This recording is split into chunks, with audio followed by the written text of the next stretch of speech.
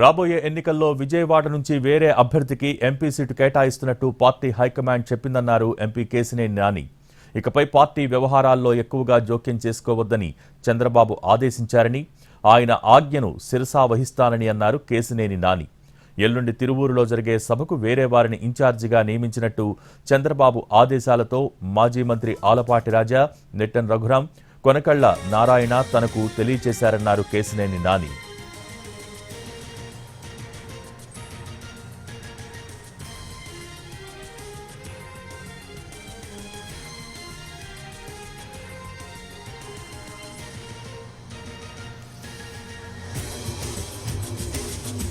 రాబోయే ఎన్నికల్లో విజయవాడ నుంచి వేరే అభ్యర్థికి ఎంపీ సీటు కేటాయిస్తున్నట్టు పార్టీ హైకమాండ్ చెప్పిందన్నారు ఎంపీ కేశినేని నాని.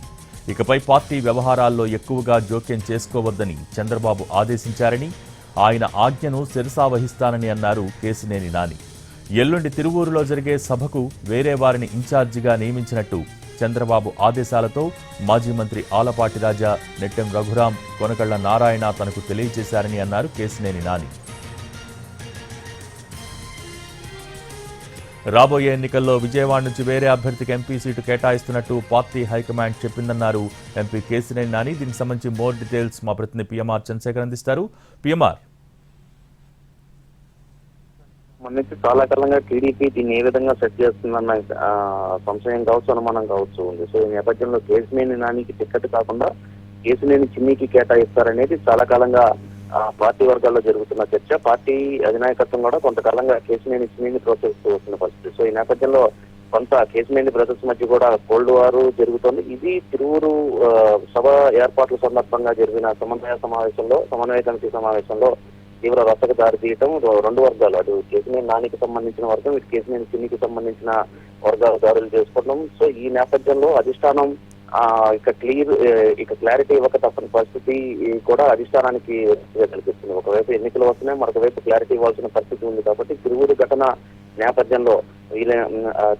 నేపథ్యంలో కేశినేని నానికి క్లారిటీ ఇచ్చేసిన పరిస్థితి టీడీపీ అధినాయకత్వం వైపు నుంచి కనిపిస్తుంది. నిన్న పార్టీకి సంబంధించిన ముఖ్యులు ఎవరైతే ఉంటారో, అలాగే కృష్ణా జిల్లాకు సంబంధించిన ముఖ్యులు నెట్టెం రఘురాం, అలాగే కొనకళ్ల నారాయణ, ఈ బెజవాడ పార్లమెంటు ఇన్ఛార్జిగా వ్యవహరిస్తున్న ఇన్ఛార్జిగా వ్యవహరిస్తున్న ఆలపాటి రాజు, వీళ్ళ ముగ్గురు కేశినేని నానికి వెళ్లి తిరువూరు సభతో పాటుగా వచ్చే తిరువూరు సభకు సంబంధించిన ఏర్పాట్ల విషయంలో ఇక కలగజేసుకోవచ్చు.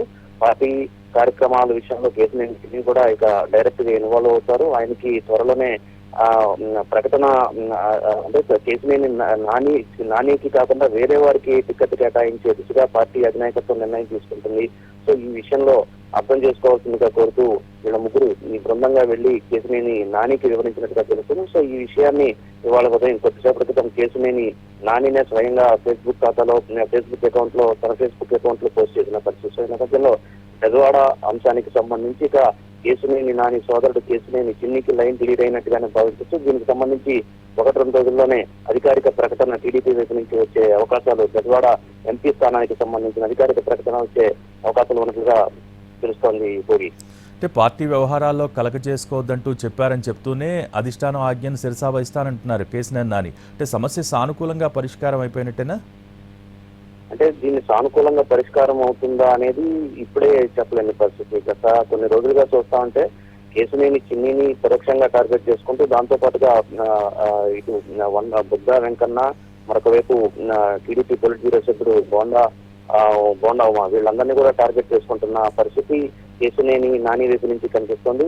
ఇటీవల జరిగిన తిరువూరు ఘటనలో కూడా బుద్ధా వెంకన్నను, అలాగే బోండా ఉమను కూడా పరోక్షంగా కామెంట్లు చేసిన పరిస్థితి ఉంది. సో ఈ నేపథ్యంలో ప్రస్తుతానికైతే ఫేస్బుక్ ట్వీట్ లో తన అభిప్రాయంగా పార్టీ అధినేత ఆదేశాన్ని శిరసా వహిస్తానని చెప్పినప్పటికీ ఆయన ఏ విధంగా రియాక్ట్ అవుతారు అన్న అనుమానం అయితే పార్టీ వర్గాల్లో లేకపోలేదు. గతంలో టీఆర్పీకి రాజీనామా చేసి టీడీపీకి వచ్చిన సందర్భంలో కూడా పెద్ద ఎత్తున అప్పట్లో టీఆర్పీ అధినేత చిరంజీవిని కూడా తీవ్ర స్థాయిలో విమర్శలు చేసిన పరిస్థితి ఉంది. సో మళ్ళీ అటువంటి తరహా ప్రెస్ మీట్లు ఏమన్నా కేశినేని నాని వైపు నుంచి ఉంటాయా అన్న చర్చ కూడా టీడీపీ వర్గాల్లో కావచ్చు, బెజవాడ రాజకీయ వర్గాల్లో జరుగుతున్న పరిస్థితి ఉన్న నేపథ్యంలో కొంత కేశినేని నాని వ్యవహారం ఏ విధంగా ఉంటుంది, ఏ విధంగా దీన్ని తీసుకుంటారు, ఏ విధంగా రియాక్షన్ ఏ విధంగా ఉంటుంది, కౌంటర్లు ఏ విధంగా ఉంటాయి అన్న అంశానికి సంబంధించి కూడా కొంత ఉత్కంఠతను రేకెత్తించే వ్యవహారంగా కనిపిస్తుంది. మరొక వైపు కేసినేని నాని గతంలో 1-2 సందర్భాల్లో కూడా చెప్పిన పరిస్థితి కనిపిస్తుంది. ఇండిపెండెంట్ గా పోటీ చేస్తాను, గజవాడ ప్రజలు నన్ను ఆదరించారు,